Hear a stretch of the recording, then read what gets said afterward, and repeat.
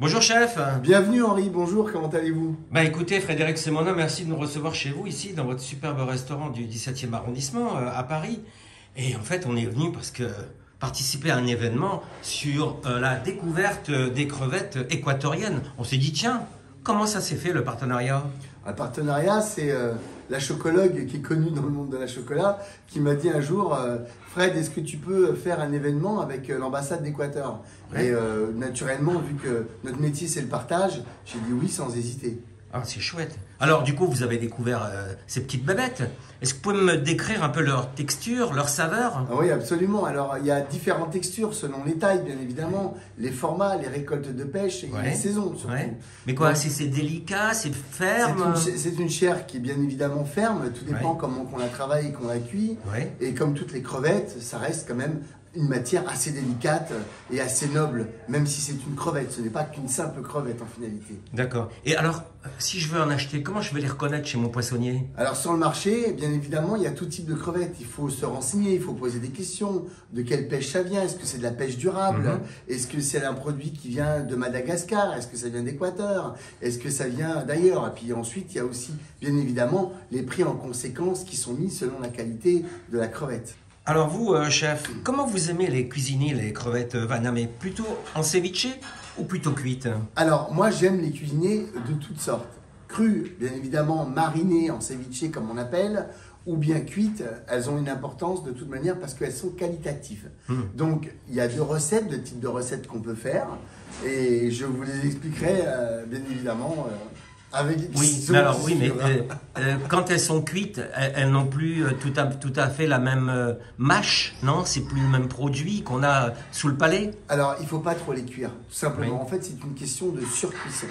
Chaque produit, il y a des produits qui sont même des légumes, hein, il faut les cuire juste comme il faut pour avoir la texture et les saveurs adaptées. Une crevette, forcément, si on la cuit trop, elle devient caoutchouteuse. C'est pareil pour une langoustine ou pour un homard.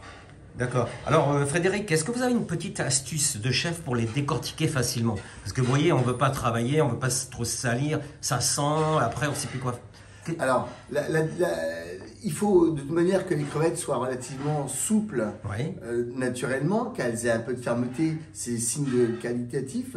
Quand on prend la tête de la crevette, on tient le corps avec la main droite, on déjante un petit peu de gauche à droite délicatement, on tire.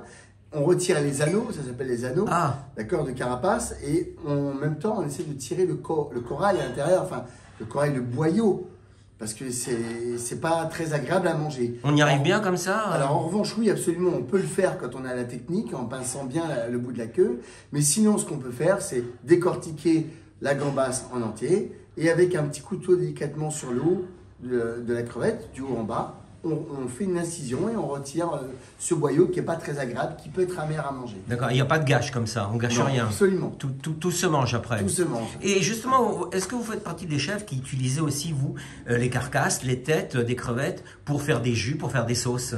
Alors, Henri, je vais être clair, une carcasse, ça donne toujours un peu d'amertume, mais on peut l'utiliser pour faire une huile de crevettes. Elles viennent d'Équateur, elles sont pleines de soleil. Ah oui, mais même si elles sont pleines de soleil, il faut respecter l'aliment. Donc, les carcasses, on peut faire une huile, et avec les intérieurs de tête, on peut faire, comme vous l'avez dit, un sucre de crevettes ou alors un bouillon de crevettes très agréable. Ah, c'est chouette. Et alors, si vous aviez une recette, Frédéric Semonin, équatorienne ou qui pourrait rentrer dans une recette de Noël pour les fêtes, ce serait quoi? Dans quoi on pourrait les retrouver, nos crevettes équatoriennes? Alors, ça serait utiliser déjà les têtes pour faire un sucre de crevettes très agréable, très onctueux, très aérien. Utiliser la crevette, je la ferais plutôt marinée. Pour une entrée de Noël, ça peut être sympa, c'est-à-dire mariner en mettant un petit peu de caviar à l'occasion, c'est festif. Pourquoi pas? Ça ira très bien avec un bon sucre des têtes. Et puis on pourrait y mettre un petit condiment ou du citrus caviar, les petites perles de citron qu'on connaît par ailleurs qui viendraient booster la recette. Bon, bah, bonne idée. Et chef, je vois une petite assiette derrière vous là, des crevettes. Est-ce qu'on peut aller vous voir les préparer en cuisine s'il vous plaît? Oui, bien sûr, avec plaisir. On peut vous suivre? Venez Henri. Merci chef.